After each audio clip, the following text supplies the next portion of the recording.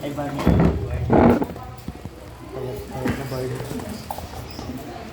Mga na lang daw sila eh.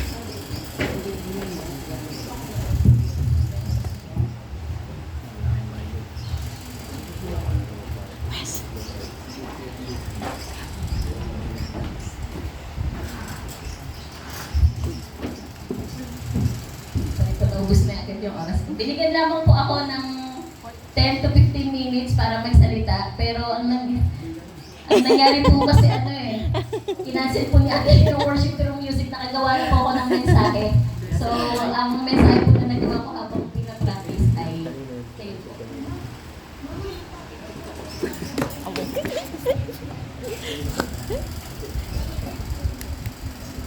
Ano? Nagbibideo pa na yun. So, ayun po. So, nung pinapractice ko po ito, inaabot po ako ng 15 minutes naman po. And 1 hour. Konting pasensya po, pinag-tweet naman po ng Sunday service po natin. So, ayun po. Meron ng PowerPoint po. So, para po sa pagpapaumpisa, meron po akong title na The Faith of a Servant. Ayan po yung ating pag-uusapan. Na matatagpuan po ito sa Daniel chapter 3. Ayan. Basahin ko lang po yung verse 17 na kung talaga pong ganyan ang mangyayari, ililigtas kami ng Diyos na aming pinaglilingkuran mula sa naglalagablag na purno. Ililigtas na kami mula sa mga kamay ng mahal na hari. Pinagpala pong pagkabasa ng salita ng Diyos. Paitulutan niyo po akong manalangin. Lord, maraming salamat, Panginoon, sa pribilehiyo, Panginoon, na makatayo, Panginoon, sa iyong harapan, Panginoon. Maraming salamat sa pribilehiyo na malaya kaming nakasasamba sa iyo, Panginoon. Nakapakikinig, Panginoon, ng iyong mga salita, Panginoon. Lord, paggamitin mo ang iyong lingkod, Panginoon, upang magsabi, Panginoon, ng iyong mga salita, Panginoon, ang iyong kalooban ang maghari, Panginoon. Gumitna ka sa bawat isa, Panginoon. Katagpuin mo, Panginoon, ang bawat isa, Panginoon. Set our heart, Panginoon, and let the Holy Spirit be with us. And Lord, in Jesus' name, stretch our understanding, Panginoon. Give us knowledge and wisdom, Panginoon, na maunawaan ng iyong salita, Panginoon. At makita, Panginoon, how great you are, O God. And Lord, in Jesus' name, maraming salamat, Panginoon, sa bawat isa na narito na pinahintulutan mo makapakinig ng iyong salita, Panginoon. Ikaw ang patuloy na maitaas. Ikaw ang humarap, Panginoon. At itago mo lamang ako sa iyong likuran. Maraming salamat, O God. In Jesus' name we pray. Amen and amen. Ayan. Magandang umaga po muli sa bawat isa sa atin. Ayan. So, bago po ako mag-start po sa ating pag-uusapan, medyo mahaba po kasi. Buong Daniel 3 po ang ating pag-uusapan. Pwede po kayong magbukas ng inyong Biblia at buksan po ninyo ang Daniel chapter 3. Ayan. So, sa mga, bawal daw po gumamit ng cellphone. Sa mga may Biblia lang daw po. Ayan.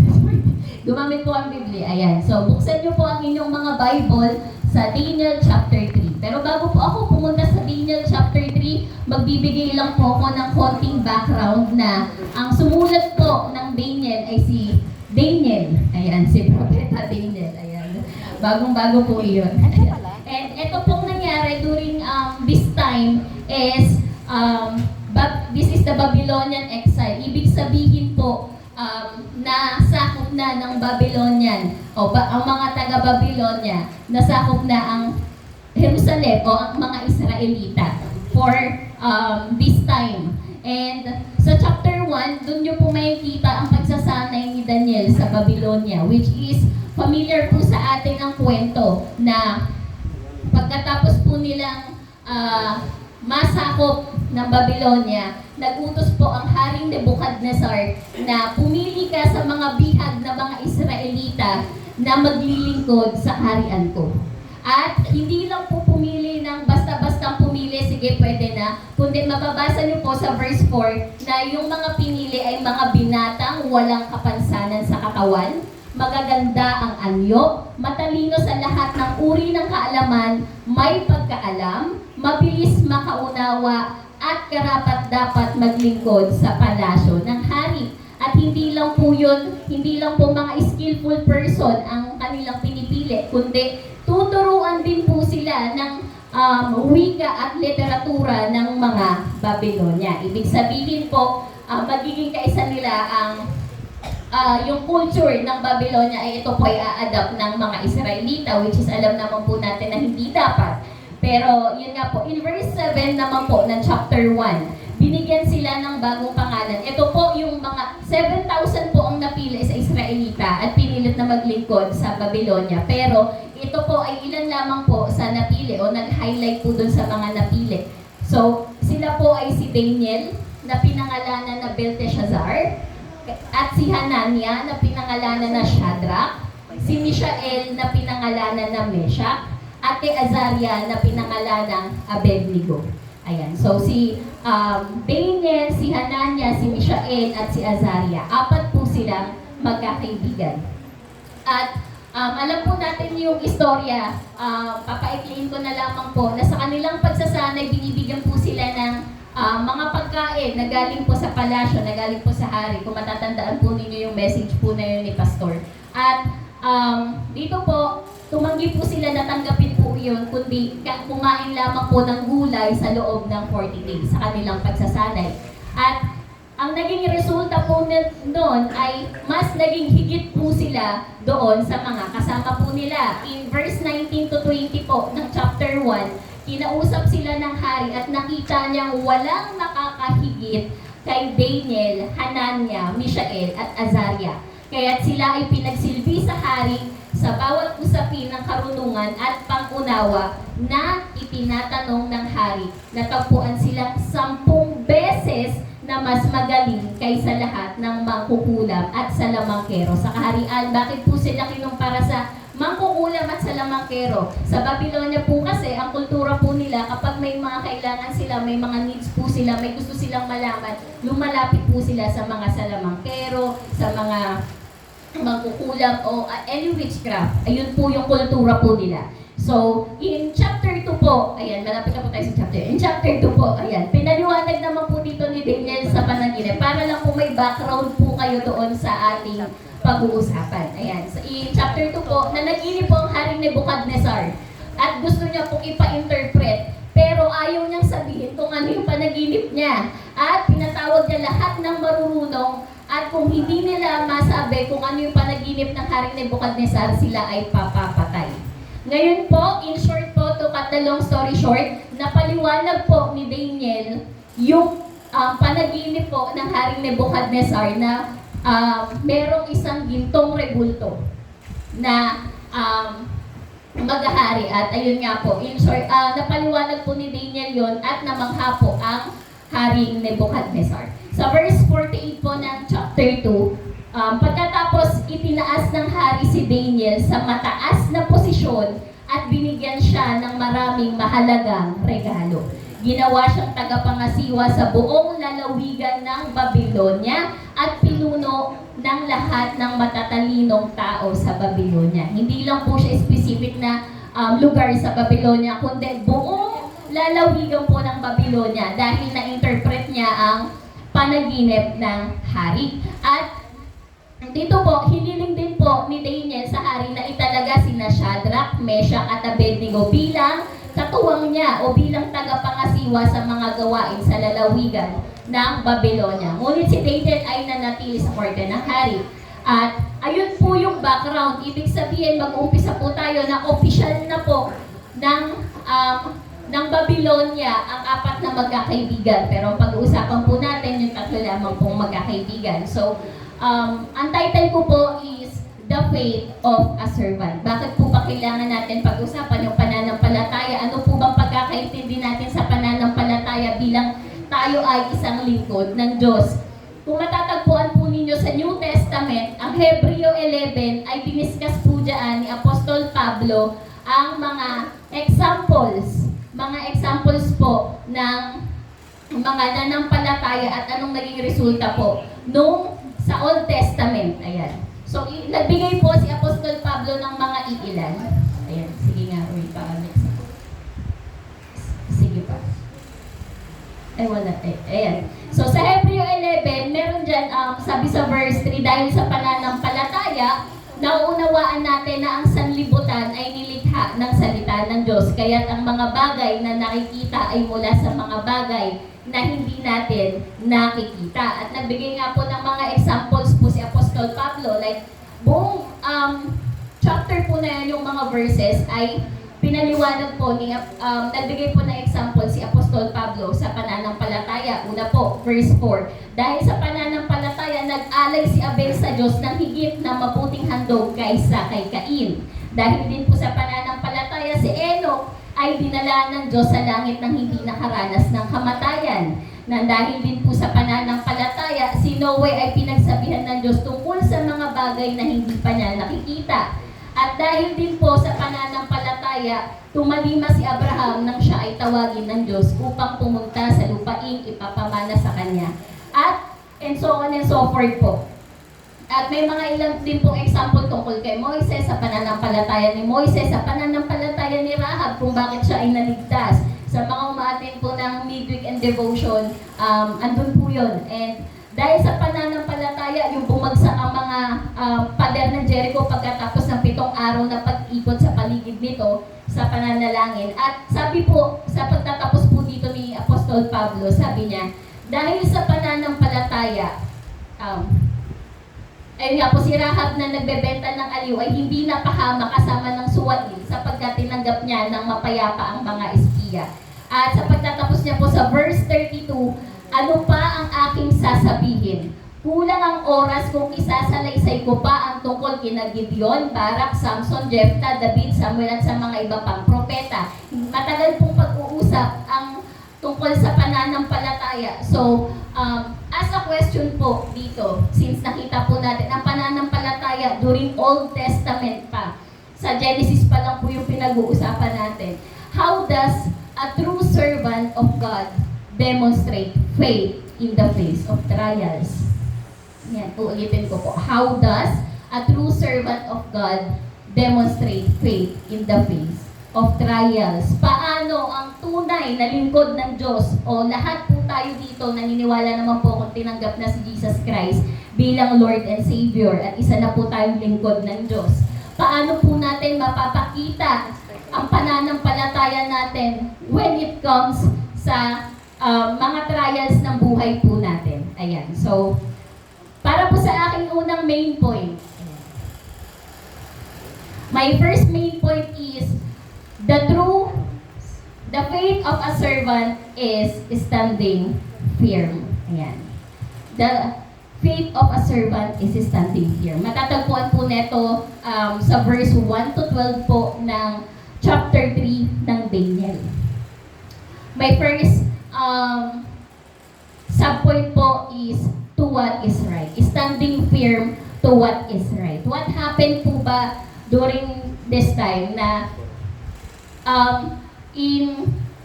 after po nila naging opisyal, nangyari po na yung tatlo po ay opisyal na po ng Babylonia at ang matagal na po na panahon na lumipas, nagpatayo po ang Haring Nebuchadnezzar na 90 feet na rebultong ginto at 9 feet wide na, ganun po yung sukat niya, 90 feet na taas, 9 feet na lapad. Ayan. So, ganun po yung gintong rebulto na ipinatayo po ni Haring Nebuchadnezzar. At iniutos niya po, makikita niyo po sa verse 2 na pagkatapos, ipinatawag ni Haring Nebuchadnezzar ang mga gobernador, mga alkalde, mga komisyoner, mga tagapayo, mga ingat-yaman, mga hukom, at iba pang mga opisyal ng lalawigan upang dumalo sa pagtatalaga ng nasabing rebulto. Kaya ang mga ipinatawag ay nagtipon para sa pagtatalaga ng rebultong ipinatayo ni Haring Nebuchadnezzar at tumayo silang lahat sa harapan nito.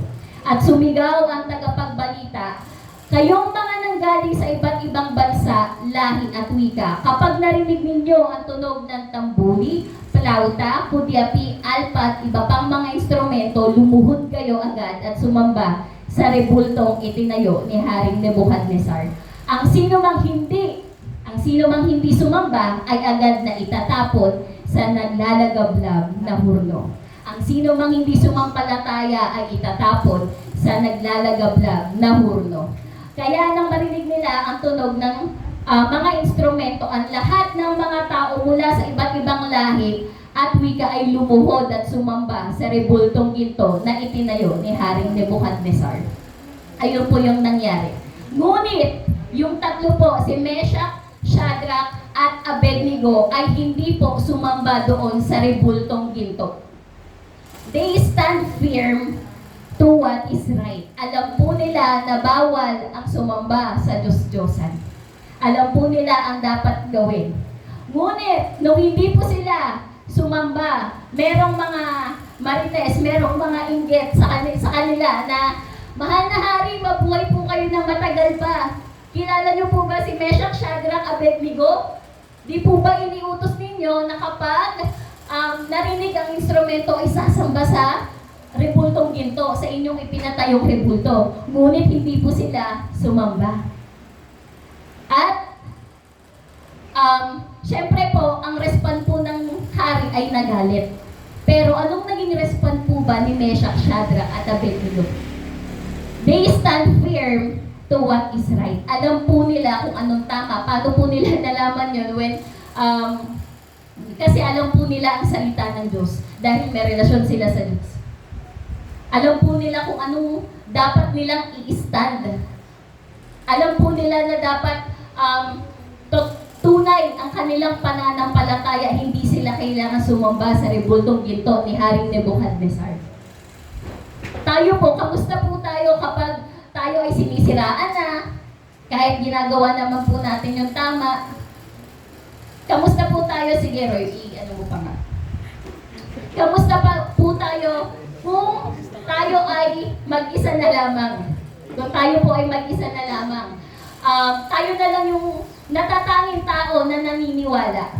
Meron pa ako napanood sa Facebook na experiment po yun na parang kapag sa room is may 5 tao, tapos yung 4 na yon is magkakakonsyaba, tapos di nila kilala yung isa, tapos sila, yung 4 nakatayo. So kahit may upuan, yung isang tao na yon ay tumayo lang din. Kasi yun yung nakikita niya. Ibig sabihin, nakikisang-ayon lang siya doon sa iba. Eh paano kung mali na yon? Bilang mananampalataya, saan tayo tatayo? Bilang mananampalataya, kung tayo na lang ang nag-iisang naniniwala, maniniwala pa rin po ba tayo? Bilang mananampalataya, kung everyone is against us, gagawin pa rin po ba natin yung tama? Kamusta po tayo sa school? Kamusta po tayo sa trabaho? Kamusta po tayo sa anumang pinagkakaabalahan natin? Kapag gumawa po kayong isa minsan ng, kapag gumawa po yung isa na alam mo namang mali, sige Lord, minsan lang naman kasi nakakahiya, makikisama lang ako. Pwede ba yun? Ganun ba yung ginawa ni Meshach, Shadrach, at Abednego? Lord, minsan lang, isang beses lang, manghihingi na lang ako ng sorry sa'yo. Kasi mapagpatawad ka naman. Pwede po ba yun? Kung ang lahat ay nagkokopyahan na, ikaw na lang ang hindi at wala ka pang sagot. Ang temptation ay malapit. Gagawin mo pa rin ba ang tama? Kung maalala po ninyo, naalala po yung testimony ni Roy po sa amin na yung paggawa po niya ng tama during sa work niya po, na nakasalala yung work niya. Na kahit may suhol, hindi niya po ginrab yung suhol, kundi he stand on what is right. Nakita po natin, thank you Lord Lord sa testimony ni Roy. At nagagamit po natin, no? So, kamusta po din po tayo sa trabaho, sa pag-aaral natin, sa mga estudyante po dito? Ayan, kapag tayo na lang po yung gumagawa, tayo na lang po yung naiiba sa iba. Are we gonna stand firm? Tatayuan po ba natin ang pananampalataya natin? Sa mga nag-iisang mananampalataya sa pamilya nila. Ay, salamat. Tubig ko,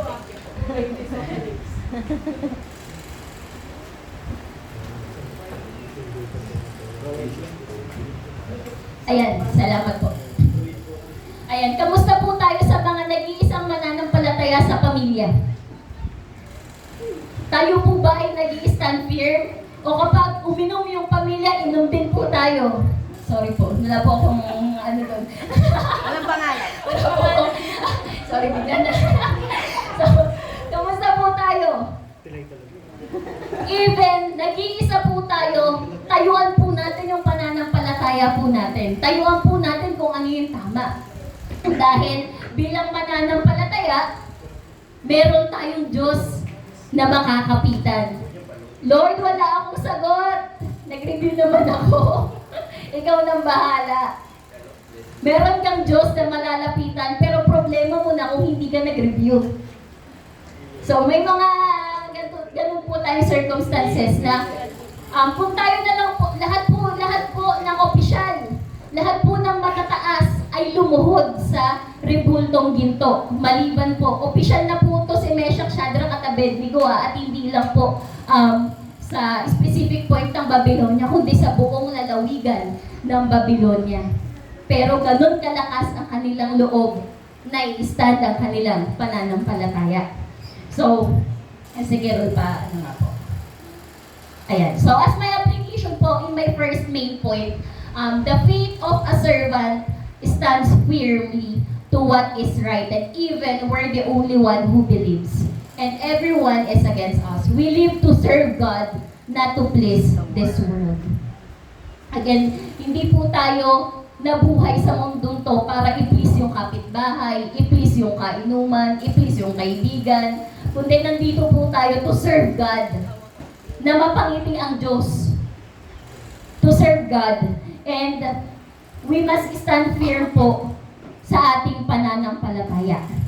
Kapatid, stand firm in our faith. Mahirap.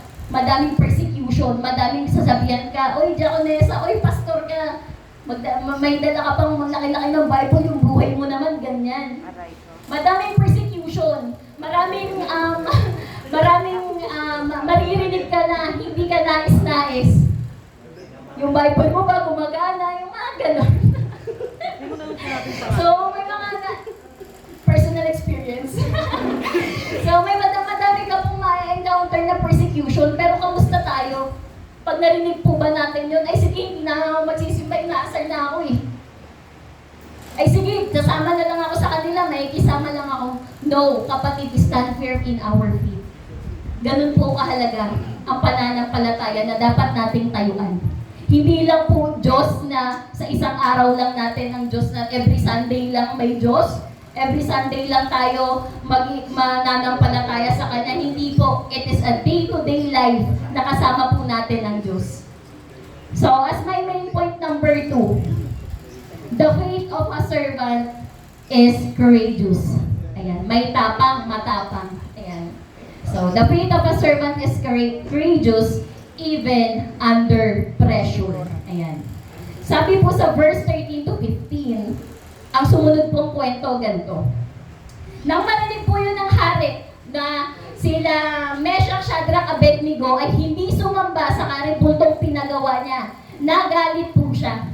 At nung nagalit po si Haring Nebuchadnezzar, pinatawag po niya yung tatlo. At tinanong po na, totoo ba, Shadrach, Meshach, Abednego, na hindi ninyo ginagalang ang aking mga Diyos at hindi kayo sumasamba sa rebultong ginto na ipinatayo ko? Ngayon, inuutusan ko kayong sumamba sa rebulto kapag narinig ninyo ang tunog ng mga instrumento. At dahil kung hindi, ipapatapon ko kayo sa naglalagablab na hurno. Tignan natin kung may Diyos na makakapagligtas sa inyo. Ulitin ko po yung last line. Dahil kung hindi, ipapatapon ko kayo sa naglalagablab na hurno. Tignan natin kung may Diyos na makakapagligtas sa inyo. Ganun po yung pressure na hinarap po ni Shadrach, Meshach at Abednego. Buhay ang nakasalalay. Dito po makikita po natin yung pressure na nakapataw sa kanila. Hindi po agad sila, hindi po si Haring Nebuchadnezzar na pagkatawag sa kanila, ipapatayan. Kasi hindi sila sumamba, hindi. Binigyan pa sila ng another chance na kapag narinig muli nila ang tunog ng instrumento, ay sumamba sila.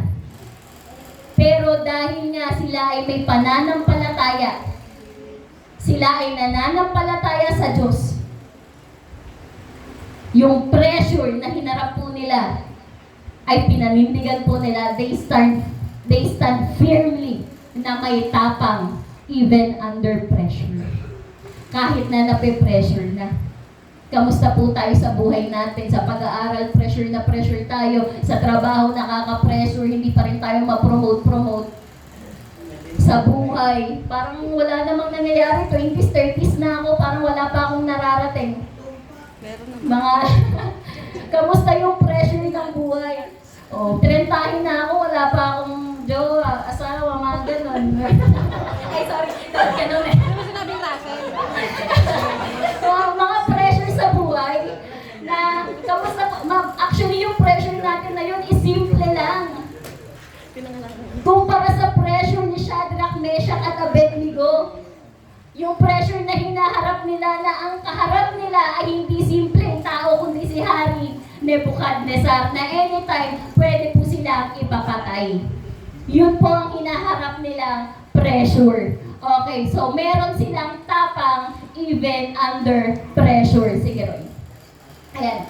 So, pangalawa po, the faith of a servant is courageous to share God. Paano po bang ipinakita? Paano po bang na-share ni Shadrach, Meshach, Abednego si Lord? In verse 16 to 18, sumagot sina Shadrach, Meshach, at Abednego. Mahal na Haring Nebuchadnezzar, hindi po namin kailangan ipagtanggol ang aming mga sarili sa inyo tungkol sa bagay na ito. Kung talaga pong ganyan ang mangyayari, ililigtas kami ng Diyos na aming pinaglilingkuran mula sa naglalagablab na hurno. Sa mga di po nakakaalam ng hurno, ito po yung furnace, pugon, ayun po. And ililigtas niya kami mula sa mga kamay ng mahal na hari. Ngunit kung hindi man niya kami iligtas, gusto naming malaman ninyo, mahal na hari, na hindi pa rin kami maglilingkod sa iyong mga Diyos o sasamba sa rebultong ginto na inyong ipinatayo. Ganon po nila shinare ang Diyos kay Haring Nebuchadnezzar. Even kapalit na nito ang buhay nila, even kapalit na nito ang kanilang posisyon. Kasi opisyalis na sila eh. Ano mang kapalit na yon, nag-stand sila. Meron silang tapang. Actually, kapag kaharap mo nga yung, isipin nyo na lang po kung kaharap nyo ang presidente. Although, hindi naman po, kung may magandang na pamalakad na presidente, di po ba kapag kaharap natin, parang nakayuko tayo, nahihiya tayo, may tako tayo? Pero si Shadrach, Meshach, at Abednego, taas noon nilang sinabi na hindi kami sasamba sa gintong rebulto. At sinabi din po nila na ililigtas kami ng Diyos na aming pinaglilingkuran mula sa naglalagab na hurno. Ganon yung pananampalataya ni Shadrach, Meshach, Abednego na merong tapang na i-share ang Diyos na meron sila, na sabihin sa Haring Nebuchadnezzar na ang Diyos na sinasamba nila ay ililigtas sila. Kamusta po tayo? Paano po natin na i-share ang Diyos? Or na-share na po ba natin ang Lord? Kamusta po tayo sa mga nakakasalamuhan natin araw-araw? Madaming opportunity ang binibigay ang Diyos sa atin. Madaming opportunity po na ibinibigay ang Diyos sa atin. Pero, nag-share po ba tayo ng salita ng Diyos? O kapag nag-share tayo pa yung nakayuko, tayo pa yung nahihiya. Uy, ano mo ba yun, Diyos? Tagapagligtas yun. O dapat taas noon natin, pag malaki yung Diyos natin. Taas noon natin i-share na merong Diyos na nagligtas sa atin. Merong Jesus Christ na napako sa krus para sa akin, para sa atin.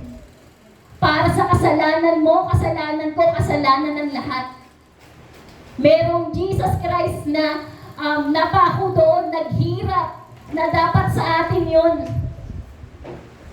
Gano'n tayo katapang i-share ng Jesus Christ? Gano'n tayo katapang na i-share yung salita ng Diyos? Nakikita po ba sa buhay natin? So kayo po mismo, tayo po mismo personal na makakasagot nun sa buhay natin.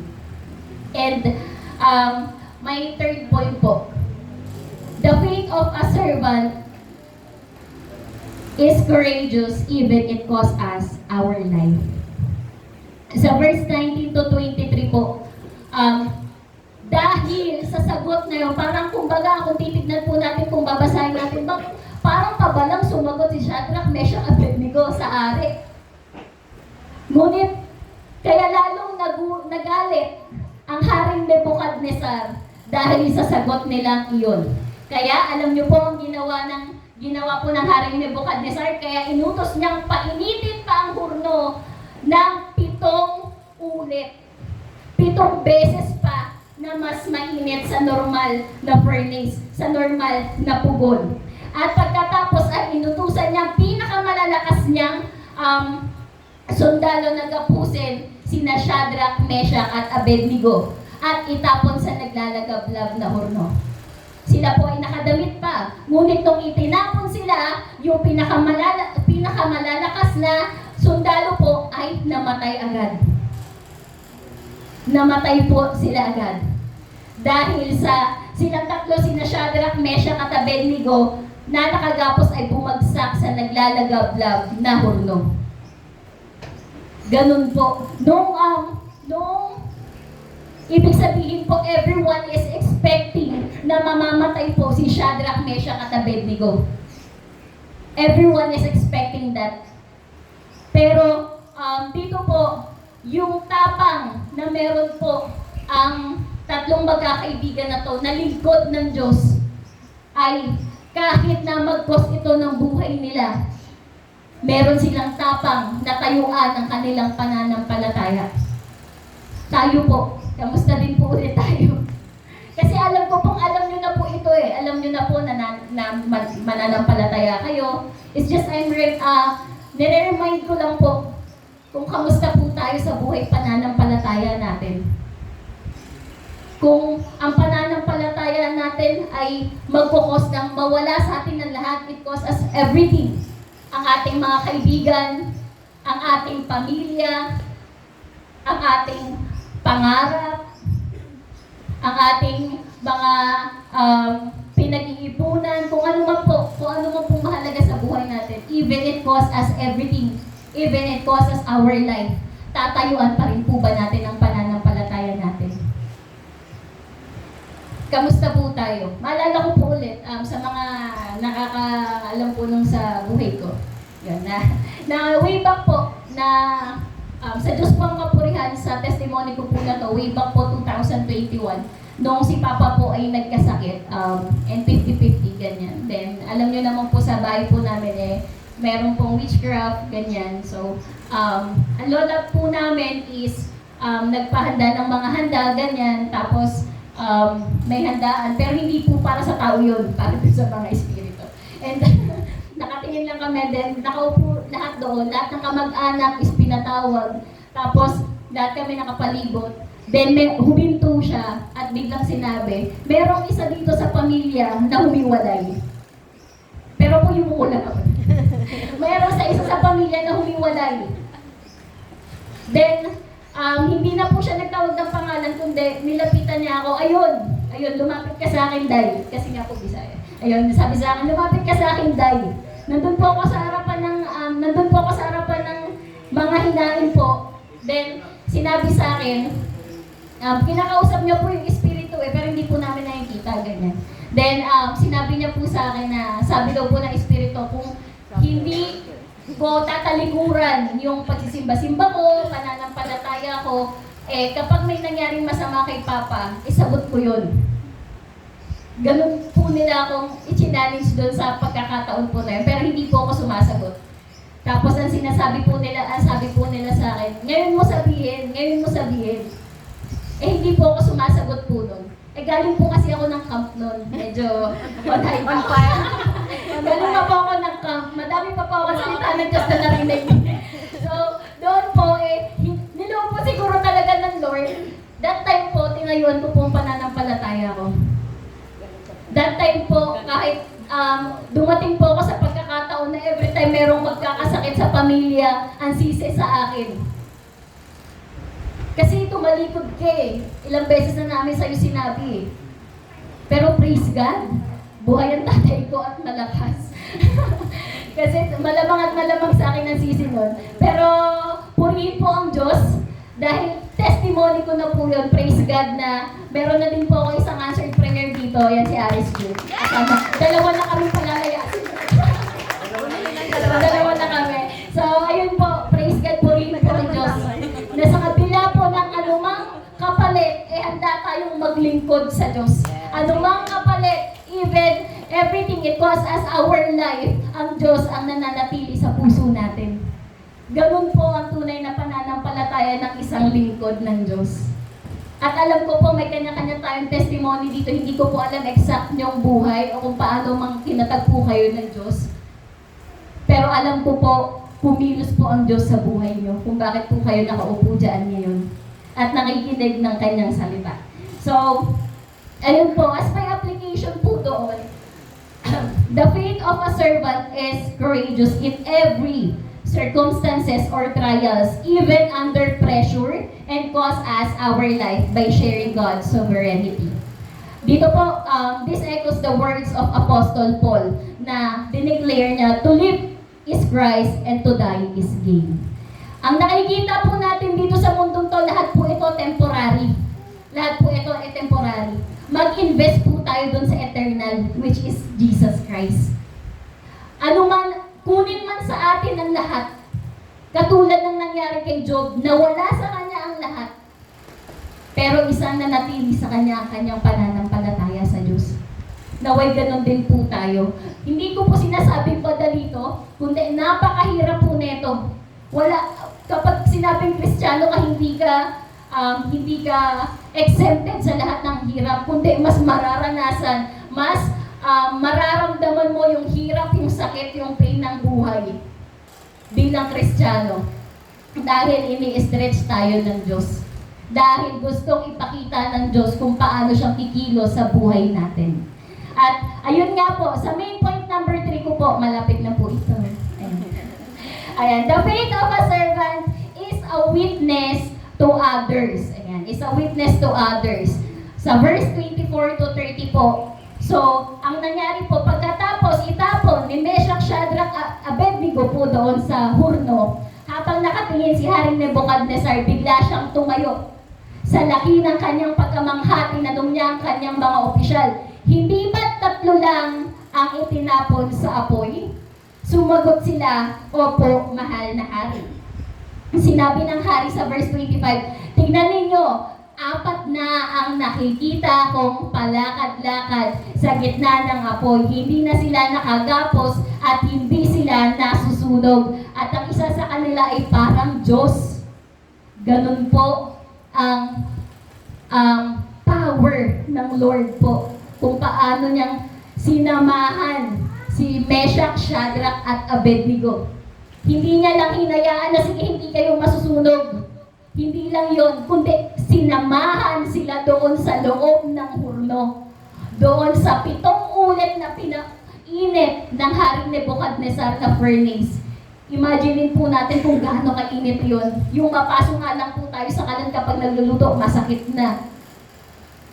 So, sabi din po dito sa verse 26, kaya lumapit si Nebuchadnezzar sa pintuan ng naglalagablab na hurno at tinawag po yung 3, Meshach, Shadrach, Abednego, mga lingkod ng kataas-taasang Diyos. Lumabas kayo riyan, hali kayo rito, at lumabas silang 3 mula sa hurno. Pagkatapos nagtipon sa kanila ang mga gobernador, alkalde, komisyoner, at ang iba pang mga opisyal ng hari, at nakita nilang hindi man lang sila napinsala ng apoy, ni hindi nag-amoy usok ang kanilang buhok o damit.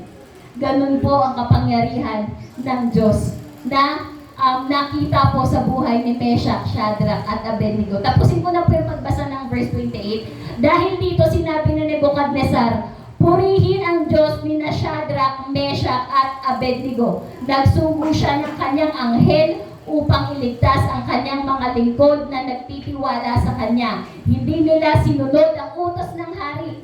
Minabuti pa nilang mapatapon sa apoy kaysa sumamba sa alinmang Diyos maliban sa kanilang Diyos. Kaya inutos ni Haring Nebuchadnezzar sa sino mang tao sa alinmang bansa, lahi o wika na magsasalita ng masama laban sa Diyos, ni na Shadrach, Meshach, Abednego ay putulin ang katawan at wawasakin ang kanilang mga bahay. Sapagkat walang ibang Diyos na makapagliligtas ng ganitong paraan. At binigyan ng hari sina Shadrach, Meshach at Abednego ng mas mataas pang tungkulin sa lalawigan ng Babylonia. Palakpakan nga po natin ang Diyos.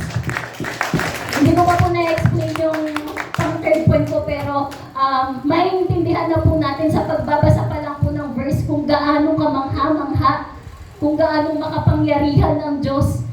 Ni ultimo yung buhok hindi nasunog. Ni ultimo kahit anong paso, hindi sila napaso. Pero yung pinakamalalakas na sundalo ni Haring Nebuchadnezzar namatay. Hindi pa sila lumapit sa horno Hinagis lang nila yung tatlo. Namatay na silang agad. Pero ang tatlo, sinamahan sila ng Diyos, ng tunay na Diyos na pinaglilingkuran nila. So, the faith of a servant is a witness to others. Nakita po natin ang buhay ni Shadrach, Meshach at Abednego. So, witness to others by sharing God's miracle. Ayan.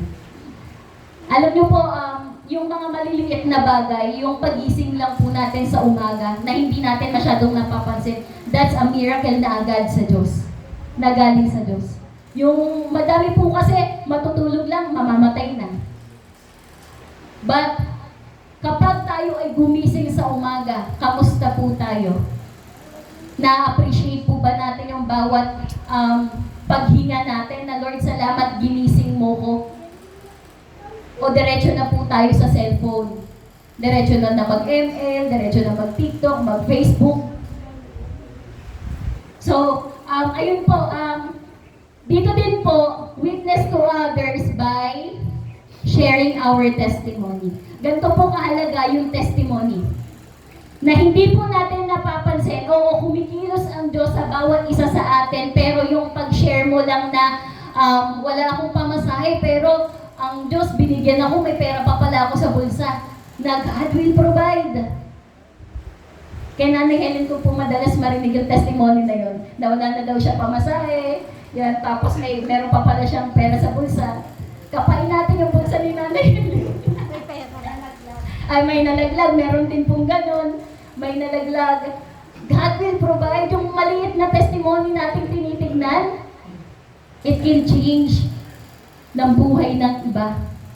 It can change ng pananaw, ng pananampalataya ng iba.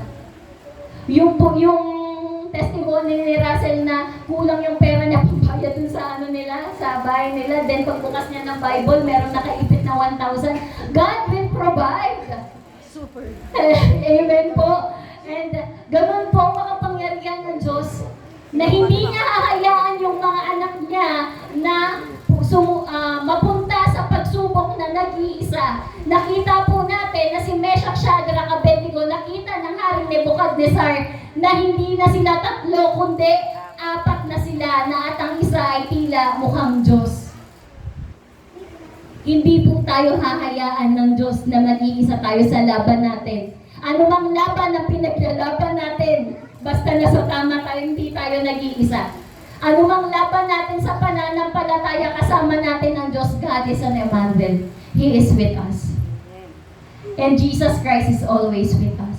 He's omnipresent, omnipotent, omniscient. Makapangyarihan ng Diyos na sinasamba po natin. At parehas ang Diyos na sinamba ni Shadrach, Meshach, Abednego sa Diyos na sinasamba po natin ngayon. Kung kaya niya pong gawin yon sa tatlong magkaibigan na yon, what more pa sa buhay natin? Hindi man, kasi tayo naghihintay tayo ng kamangha-mangha talaga na pangyayari sa buhay natin. Pero yung gumising lang tayo sa umaga, yung makakain tayo 3 beses sa isang araw, that's a great testimony. That's a great miracle of our life. And a witness to others by living by faith. Again po, ang Bible po is manual ng buhay natin, pero yung mga kapitbahay po natin, yung mga hindi mananampalataya, alam niyo po kung saan yung TV nila, ang TV nila is sa atin. sa buhay natin. Pinanonood nila bawat step ng buhay natin. Yang mga yan naghihintay na bumagsak tayo. Yang mga yan hinihintay na madapa tayo. Yang mga yan hinihintay na magkamali tayo. Pero by God's grace, kung tayo ay tunay na nananampalataya at lingkod ng Diyos, yung inaabangan nila na pagdapa natin, yun yung pag-angat natin kasama ang Jesus Christ. Yun yung panahon na tinataas tayo ng Diyos. Even everyone is against us. As long as we have Jesus in our life, meron po tayong buhay na magagamit para ipaglingkod po sa Diyos. Kahit na chinichismis ako niyan, niya mo na yan. Kahit na ganyan yung sinasabi niyan sa akin, okay lang. Hindi naman ako nabuhay para i-please yung tao na yun eh. Nabuhay ako para i-please ang God, mapangiti ang Diyos. Pero huwag natin kalimutan, tao lang din tayo, nasasaktan tayo. What if ipanalangin mo? What if idaan natin yung laban na to sa panalangin kasama ang Diyos? The miracles na ginawa ng Diyos sa buhay natin, yung mga testimony na ginawa ng Lord sa buhay natin, hindi lang yan para sa'yo, hindi lang yan para i-keep natin sa sarili natin, kundi para yan i-share natin sa iba. Kasi hindi lang po tayo ang makikinabang dun sa experience na yon, kundi yung ibang tao na nakakarinig. Ganun po makapangyarihan. Ginamit ng Lord si Meshach, Shadrach, Abednego upang ang haring Nebuchadnezzar ay sumamba sa Diyos nila. Again, ang background po ay dapat sasamba ang lahat ng lahi, ang lahat ng wika sa gintong rebulto. Pero binaliktad po ng Diyos ang senaryo. Ang ginawa po ng Diyos, siya ang sinamba nila haring Nebuchadnezzar. At hindi po doon nagtapos. Pagkatapos po ng pressure, pagkatapos po ng hirap, pagkatapos po ng trials na pinagdaanan po ni Meshach, Shadrach, Abednego, there's a promotion after the pressure. In verse 30, binigyan ng hari sina Shadrach, Meshach at Abednego ng mas mataas pang tungkulin sa lalawigan ng Babylonia. Ganun po kumilos ang Diyos. Napaka-amazing. At dun po sa application ko po, malapit na po, ayan. The faith of a servant is a witness to others by sharing God's miracle. Hindi po to sinasarili, kundi sinishare po natin yan. And sharing our testimonies. And it says in our day-to-day life by living out by faith. Ayan. Tatanungin ko po ulit yung, as per my conclusion po, babalik po tayo sa question ko na how does a true servant of God demonstrate faith in the face of trials? Paanong tayong mga lingkod ng Diyos ay napapakita natin yung pananampalataya natin sa gitna ng mga trials, sa gitna ng problema, sa gitna ng pressure, sa gitna ng circumstances na hinaharap natin. And we see how these servants demonstrated their faith in the midst of trials. And the answer is clear. Malinaw po ang sagot. The faith of a servant is standing firm, is being courageous, is becoming a witness to others. And let us all be challenged to share God's miracle and testimonies by living out our faith daily. And let us show our faith not only through words, hindi po sapat na sinasabi lang natin, kundi dapat nakikita po ito sa buhay natin, but through actions, so the world may see who our God truly is. Palakpakan po natin ang Diyos. At tayo po ay tumayo, panitulungan niyo po akong manalangin. Ayan. So sige po, paitulutan niyo po akong manalangin. Lord, maraming salamat, Panginoon. Salamat, Panginoon, sa pananampalataya, Panginoon, na binigay mo sa bawat isa, O God. Salamat, Panginoon, na meron kaming ma-share, Panginoon. That, Lord, merong Jesus Christ na pinako sa cross para sa amin, Panginoon. Na dapat kami, Panginoon, ang masasaktan, na dapat kami ang naghihirap, Panginoon, na dapat kami yung mapapako, Panginoon, ngunit sinalo mo, Panginoon. Ang paghihirap na dapat ay sa amin, O God. Salamat dahil makapangyarihan ka, O God. Salamat, Panginoon, kasi binigyan mo kami ng pananampalataya and you stretch our faith, O God, by experiences, O God. Yung pressure na nararanasan namin, Panginoon. Yung trials, yung challenge, Panginoon, na nararanasan namin. All of this, Panginoon, ay kasama sa plano mo. And all of this, Panginoon, ay may purpose, O God. And Lord, in Jesus' name, sino po ba kami kung wala ka, Panginoon? We are nothing without you, Panginoon. And Lord, hindi madali, Panginoon, na lumakad sa path mo, Panginoon, sa way mo. But Lord, in Jesus' name, narito kami, Panginoon, nagpapakumbaba sa iyo, Panginoon, na Lord, gaano man kahirap, we will stand firm in our faith, O God. And Lord, in Jesus' name, ikaw ang kasama namin. Katulad ng sinamahan mo si Shadrach, Meshach, Abednego, ganun mo din kaming sasamahan, Panginoon. Salamat sa kapangyarihan, Panginoon, na pinaranas mo sa kanila. That it can be inspiration in our life, Panginoon. Na Lord, dapat meron kaming tapang sa pananampalataya na dapat alam namin at kung sino'y tinataas namin Diyos, Panginoon. At bigyan mo kami ng tapang, Panginoon, how to share your word, O God. Mag-double time kami, Panginoon, to share your word, Panginoon. Dahil, Panginoon, sa gitna ng krisis na to, hindi ganun kadali, Panginoon. Pero salamat at bibigyan mo kami ng pananampalatayang may tapang, Panginoon. Na may kapayapaan, Panginoon. Na sa kabila ng hirap, Panginoon, meron kaming Diyos na kasama namin, Panginoon. At maraming salamat, Panginoon. Patuloy ang itaas, Panginoon. Maraming salamat po. In Jesus' name.